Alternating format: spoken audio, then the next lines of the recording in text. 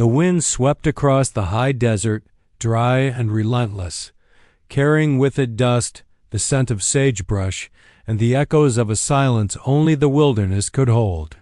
Somewhere between the jagged red cliffs and the endless stretch of sky, a small wooden cabin stood alone, weather-worn, stoic, and quiet. Much like the woman who called it home, her name was Clara.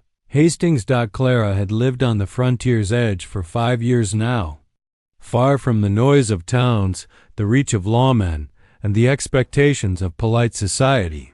Her land was hard, wild, and unforgiving, but so was she. In her mid-30s, Clara bore no softness in her manner, nor any obvious need for company. The locals, when they spoke of her at all, called her the woman with a rifle and no husband. Usually with equal parts fear and respect, she wore her independence like armor. Each morning she woke before sunrise, boiled coffee strong enough to wake the dead, and stepped outside to begin her chores, feeding the mule, checking her traps, tending to the meager garden that somehow thrived in the dust. Her skirts were practical, her sleeves rolled, and her hands calloused from years of labor. Every movement she made was efficient and quiet, like someone who had long ago learned to depend on no one but herself. Inside the cabin, the walls bore little decoration. A cross hung above the door, not from devotion but from habit. A single photograph sat on the mantel, faded, its edges curled, of Clara as a younger woman beside a man in uniform. She never spoke of him. She didn't need to. Clara's past was something she carried in silence, like a knife tucked just out of view. Those who had tried to pry it from her met a wall of steel in her gaze and no more words than necessary. She didn't hate people. She simply had no use for small talk, no trust in good intentions, and no space left in her life for grief. The desert gave her what she needed: distance, clarity, and hard-earned peace. That morning had begun no differently than any other. The sun was just cresting over the buttes to the east, casting golden light across the scrubland. Clara stood with her rifle slung across her back, surveying her land with a sharp eye and a steady breath. The sky was cloudless, and the air dry, the kind of day where nothing unusual happened, until it did. It started faintly, just a whisper in the wind. A sound that didn't belong to birds or coyotes, or the low groan of the earth warming under the sun. Clara froze, head tilted, listening. There it was again, a cry, distant but unmistakable. Her hand moved to her rifle instinctively. Out here, any unexpected sound could mean danger: bandits, wild animals, injured travelers, or worse. She scanned the horizon, squinting toward the canyons in the distance. The sound came again, clearer this time. It was a child. A boy by the sound of it. Crying. Clara single quotes as gut tightened. She considered ignoring it. Whatever it was, it likely wasn't her problem. This land didn't reward those who went looking for trouble. And yet, she couldn't shake the sound. It pierced through the armor she'd worn for years. There was pain in that cry, real pain. And terror. Damn it, she muttered under her breath, already moving. She ducked inside, grabbed her revolver, slung a canteen over her shoulder, and headed toward the sound. Her boots kicked up dust as she moved quickly but cautiously through the terrain. The cry echoed again, bouncing off the canyon walls like a ghost calling from the beyond. Clara didn't believe in fate, but she believed in instinct, and something in her bones told her this was no ordinary cry for help. As the sun climbed higher and the canyon shadows shifted, Clara Hastings, the woman who had lived years without a soul to speak to, found herself pulled toward something that would change her life forever. The desert seemed to hold its breath as Clara moved through the winding trails of red stone and scrub. Her boots crunched softly over the dry ground, each step measured, each sound scrutinized. The cry had grown louder now, ragged and panicked, echoing through the tight walls of a nearby ravine. It was no trick of the wind. It was real, Clara's pulse quickened. The sun bore down from above, casting long, jagged shadows across the sandstone.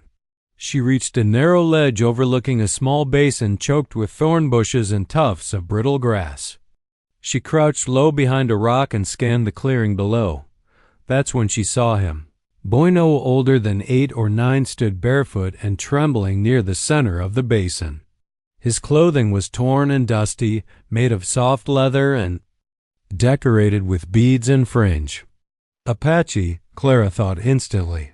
His long black hair clung to his tear-streaked face, and his chest heaved with shallow, terrified breaths. But it wasn't just the boy. There were wolves, 4 of them, maybe 5, circling him slowly. Large and lean, their fur bristling, eyes locked on the child like predators deciding who would strike first. They didn't rush him, not yet, but their posture said it wouldn't be long. Clara's breath caught in her throat. The boy stood frozen, his small hands held in front of him as if that could somehow hold back the hunger closing in. He cried out again, louder now, desperate. Without thinking, Clara slid down the rocky slope. It wasn't the kind of decision. She considered carefully. There wasn't time. She just moved. Years of survival had trained her body to act before her brain had finished sorting the risks. The wolves turned toward the sudden movement, startled by her descent. She raised her rifle and fired a single shot into the air.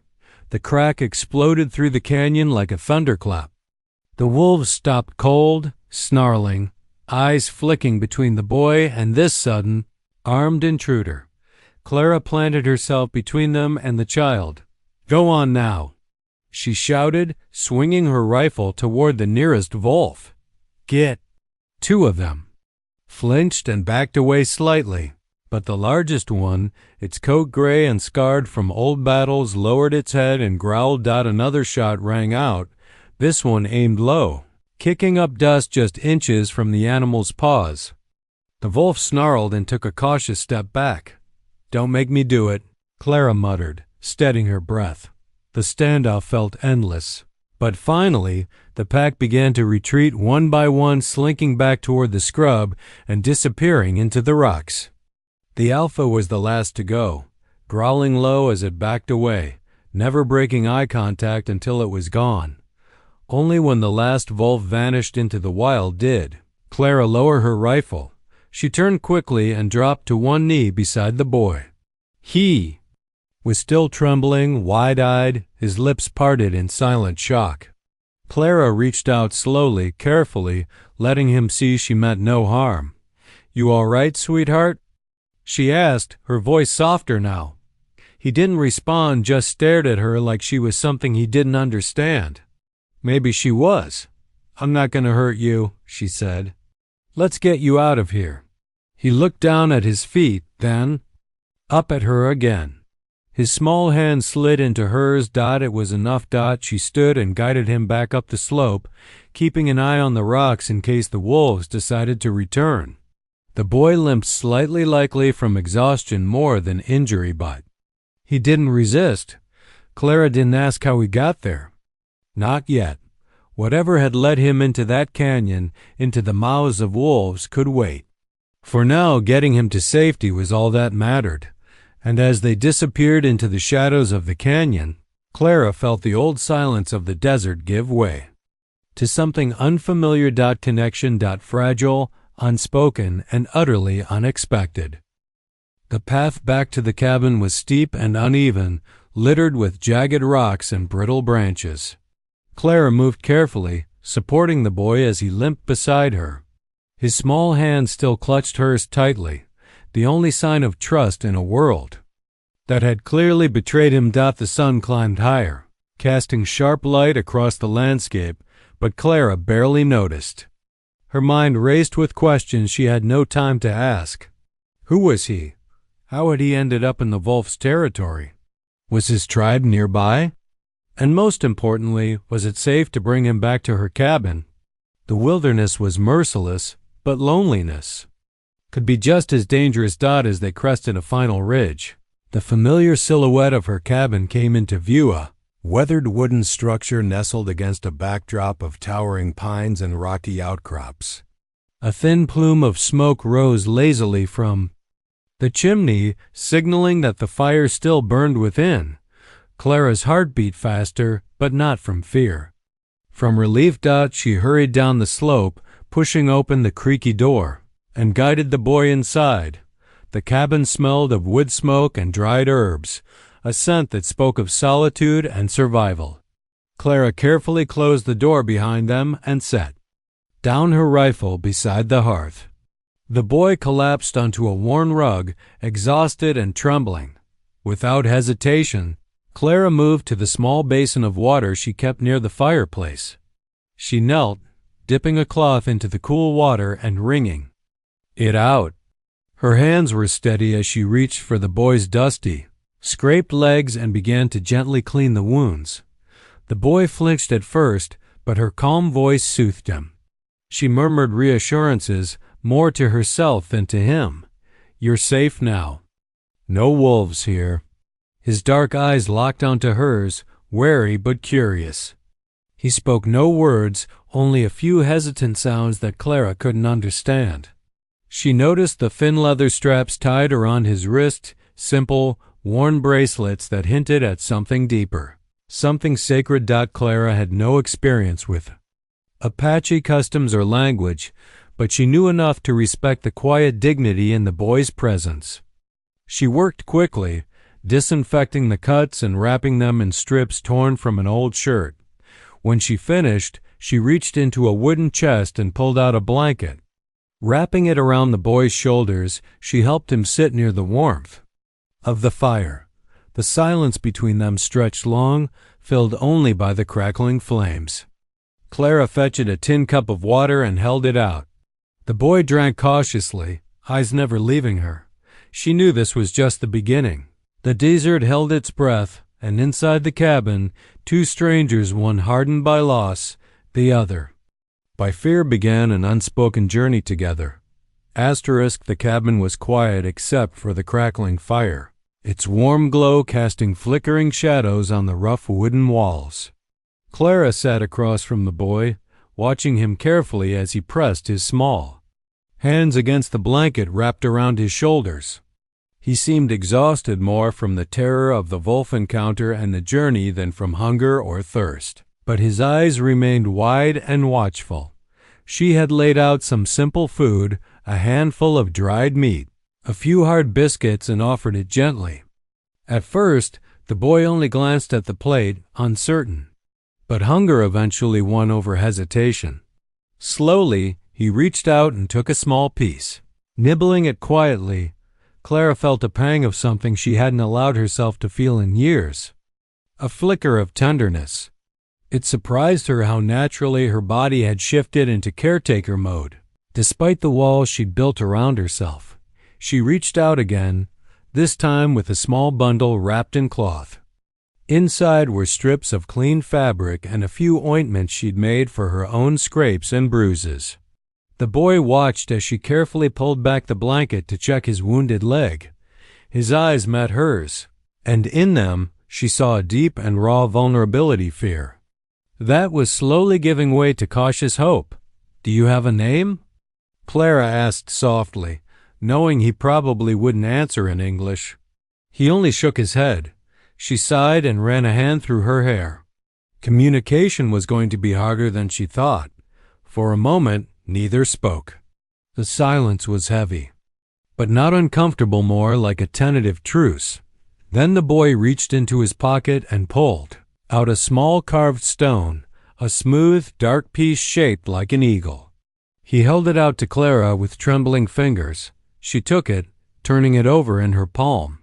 A symbol of strength and protection, she guessed. A gift or maybe a plea. Clara nodded solemnly. "I'll keep it safe," she promised. From that moment, something shifted between them. The boy no longer flinched at her touch. He no longer shrank away when she moved near. A fragile thread of trust had been woven, delicate and tentative, but real. Over the next few hours, Clara tended to the boy's wounds, offering what comfort she could. She fetched blankets and fresh water, and even fetched a small wooden bowl for him to wash his face. She spoke softly, mostly in simple words and gestures, hoping her tone would bridge the gap her language couldn't dot as evening settled over the desert. Clara stepped outside to check the perimeter. The wild world outside was no less dangerous than before, but for the first time in a long while, she wasn't completely alone. When she looked back at the cabin, she saw the boy sitting near the fire, clutching the eagle stone, eyes heavy with sleep but peaceful. Clara Hastings, hardened, cautious, and fiercely independent, felt the first stirrings of a connection that might change everything. The sun began its slow descent beyond the jagged horizon, casting the desert in a fiery glow that turned the sky a deep amber. The air grew cooler, the heat of the day replaced by the sharp bite of evening. Clara stood just outside her cabin, the fading light painting long shadows across the rocky ground. Her eyes scanned the horizon, alert and wary. Inside, the boy rested quietly by the fire, his breathing steady but his face still pale. Clara's mind raced with unanswered questions. How far from his home was he? Was his tribe searching for him? Would they come looking here? She tried to push the fears aside, but out here, the wilderness was never forgiving. Danger could come riding in on the wind or in silence beneath the fading light. Her hand instinctively rested on the worn revolver at her hip. She wasn't a woman to give in to fear easily, but this felt different. The desert had grown still. Too still. From the edge of the canyon, Clara caught sight of movement, a ripple among the rocks, a dark line threading through the ochre scrub. She narrowed her eyes, her breath catching. Figures. More than a dozen, moving silently with purpose. They weren't bandits or hunters. She recognized the stance, the way they kept low and steady. Apache warriors.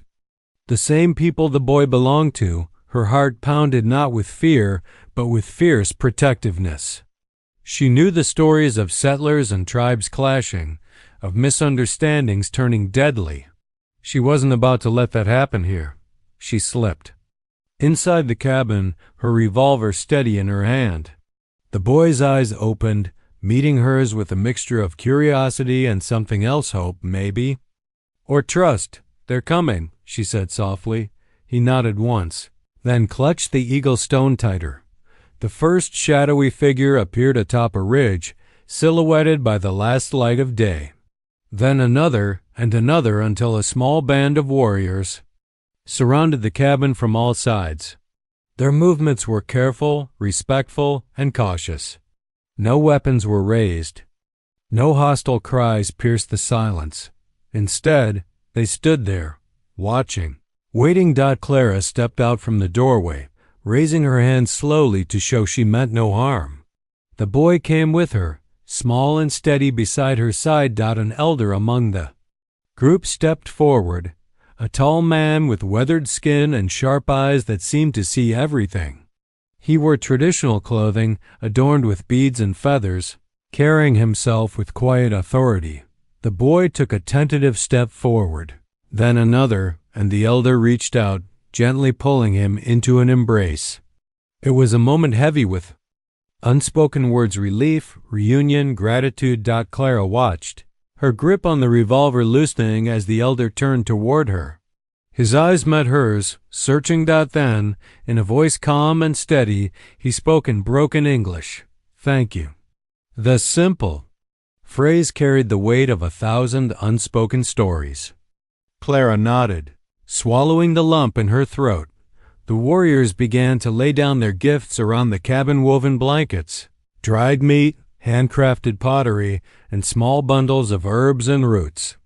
Each item placed with care and reverence, symbols of respect and thanks. Clara felt a swell of emotion she hadn't expected. These people, fierce and proud, had come not for revenge or suspicion, but to honor her courage and kindness. The boy, now safe and surrounded by his people, looked back at Clara once more. His eyes held a silent promise of connection. of a bridge built between two very different worlds. As night fully settled, the campfires of the tribe flickered against the red rocks, casting dancing shadows on the cabin walls. The desert, once a place of loneliness and danger, felt a little less cold. Clara Hastings, the woman who had lived so long without trust, had become part of a story bigger than her own survival. And in the quiet of that desert night, beneath the endless stars, something new was born, a fragile, hopeful alliance forged in fire, courage, and unexpected compassion. The night wrapped the desert in a velvet cloak, the stars twinkling cold and distant overhead. Around Clara's cabin, a quiet ceremony unfolded, silent but profound. The Apache tribe had gathered, their presence a testament not to confrontation, but to gratitude and respect. Clara stood just outside her door, feeling the weight of their watchful eyes. The warriors moved slowly, deliberately, their steps light on the dry earth. They placed gifts with care-woven blankets rich with color and patterns, bundles of dried herbs wrapped in soft cloth, jars filled with wild honey and preserved meats. Each offering was more than a gift. It was a message. She watched as the tribe arranged these treasures in neat rows around the cabin's perimeter, like an invisible boundary of peace and honor. The boy, now draped in a blanket of deep earth tones, sat beside the elder by the fire. Their conversation was quiet, the elder's words gentle as he soothed the child's fears. Occasionally, the boy glanced toward Clara, his eyes reflecting a complex mix of emotions: curiosity, gratitude, and something like acceptance. Clara's gaze lingered on the elder, whose eyes met hers with quiet understanding. He nodded once, slow and deliberate, acknowledging her bravery and the bond she had formed with his son. No words were needed between them. In the stillness of the night, the silence spoke volumes. Inside the cabin, Clara lit a small lantern, its warm glow filling the modest space. She moved quietly, careful not to disturb the fragile peace outside. Sitting by the hearth, she allowed herself a moment to breathe, to reflect on the night's unexpected turn. The wilderness was no longer just a place of solitude for her. It was now a shared space, a meeting ground between two worlds that had rarely intersected without conflict. As the tribe settled, their campfires flickered softly in the distance, casting long shadows that danced across the rocks. Clara felt the weight of the moment settle into her bones. This was more than gratitude, it was a promise of connection, a fragile thread linking her to the land and its people in a way she had never imagined. The night deepened, and the desert's usual chorus of nocturnal life played softly beneath the stars. Clara knew the dawn would bring new challenges and questions, but for now there was peace. The boy, once lost and alone, was safe. The tribe, once strangers, were now allies, and Clara Hastings, once a solitary woman hardened by years of survival, stood quietly at the center of a new story, one of hope, trust, and the power of unexpected kindness. The first light of dawn seeped slowly through the cracks in the cabin's wooden walls, casting a soft glow across the worn floorboards. Clara stirred awake to the gentle murmur of voices and the faint clatter of footsteps outside. The campfires were dying embers now, but the tribe remained close, their presence steady and watchful. She rose quietly, careful not to disturb the boy, who still slept wrapped in the earth-toned blanket the elder had given him. Her eyes softened as she watched his peaceful face, a rare calm after the chaos of the days past. Outside, the tribe began their morning rituals with quiet grace. The elder approached the cabin, his face solemn but kind. He carried a small bundle, wrapped in cloth, a gift for Clara. She stepped outside to meet him, the crisp morning air carrying the scent of pine and sage. The elder extended the bundle wordlessly.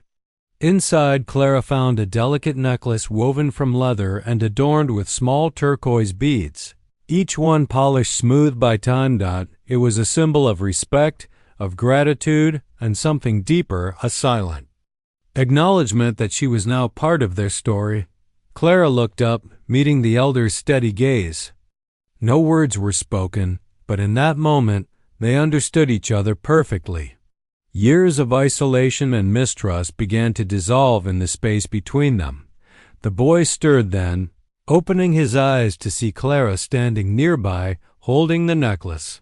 He reached out hesitantly, fingers brushing against the cool beads. The necklace was small, but to him it was a promise, a connection to a woman who had risked everything to save him. As the tribe prepared to leave, they gathered their gifts and their warriors, but the bond between them and Clara remained unbroken. Before departing, the elder approached once more and laid a hand gently on her shoulder, a silent blessing and a final wordless thanks. Clara watched them disappear over the ridge, their figures blending into the vast wilderness. Her cabin, once a fortress of solitude, now felt like a home woven with new threads of trust and kinship. She turned back inside, the necklace clutched tightly in her hand. The boy awoke fully, eyes brightening at the sight, and in the quiet that followed, Clara Hastings understood something profound. Sometimes, the deepest connections require no words at all. The morning sun spilled golden light across the rugged desert, igniting the distant cliffs and turning the sky a brilliant shade of blue. Clara stood outside her cabin, the weight of the turquoise necklace resting gently against her chest. It felt like more than just a gift. It was a symbol of something new, something she hadn't dared to hope for in a long time. The boy, now awake and more steady on his feet, moved beside her. His eyes carried a quiet confidence, and his once trembling hands were steadier. Wrapped in a soft blanket gifted by his tribe, he no longer seemed the lost child who had stumbled into her life days before. Clara watched him as he touched the eagle stone, the small carved talisman he'd offered her when they first met. The boy looked up, meeting her gaze, and for the first time a small smile tugged at the corners of his lips. It was a fragile smile, but genuine. For years, Clara had lived alone on the edge of the wilderness, guarded and distant. The cabin was her sanctuary, a refuge from the world that had shaped her with harsh lessons. She'd built walls around herself, both physical and emotional, convinced that trust was a weakness she could not afford. But now, standing beside this boy who had come from a world so different yet so connected to hers, those walls felt less solid. The wilderness had shifted in meaning. It was no longer a place of isolation, but a place where life unexpected and fragile could take root. Days passed in a gentle rhythm. Clara taught the boy how to navigate the desert trails, how to read the signs in the sky, and how to respect the land that both challenged and sustained them. He taught her patience, the language of silence, and the unspoken stories carried in. The stars above. The boy's laughter, once so rare, began to echo through the canyon, mixing with the soft whisper of the wind. Clara found herself smiling more often, her heart lighter than it had been in years. One evening, as the sun dipped low and painted the sky in shades of pink and violet, Clara prepared a small meal outside the cabin. The boy sat nearby, tracing patterns in the dirt with a stick, his eyes bright with curiosity. Suddenly, a familiar sound stirred the air, the rhythmic beating of drums, distant but unmistakable. Clara looked up, her breath catching. The tribe had returned, this time not as strangers, but as friends. A procession of familiar faces emerged from the shadows, led by the elder who had come before. They carried more gifts, woven baskets filled with food, hand-carved tools, and fresh water from a nearby spring. The boy's face lit with joy, and Clara felt the warmth of acceptance settle deep inside her. That night, under a canopy of stars, the tribe and Clara's small household gathered. Stories were shared around the fire, tales of ancestors, of battles fought and won, of the land's sacred spirit. Clara listened, the words weaving a tapestry of connection and belonging. Elder turned to her, his eyes reflecting the firelight. He spoke in gentle English. "You have opened your home and heart. For that, we are grateful." Clara nodded, the necklace cool against her skin. "I'm grateful too," she replied, "for your trust and for teaching me that no one is truly alone out here." The boy leaned into her side, his small hand slipping into hers. Together they looked out across the desert, an endless sea of possibility dot in that moment. Clara Hastings understood that her story was no longer one of survival alone. It was a story of new beginnings, of bridges built between worlds, and of the quiet power of kindness. The wilderness, once a place of solitude, had become a home filled with hope. And as the fires burned low and the desert night embraced them, Clara smiled, ready to face whatever came next, not alone, but together.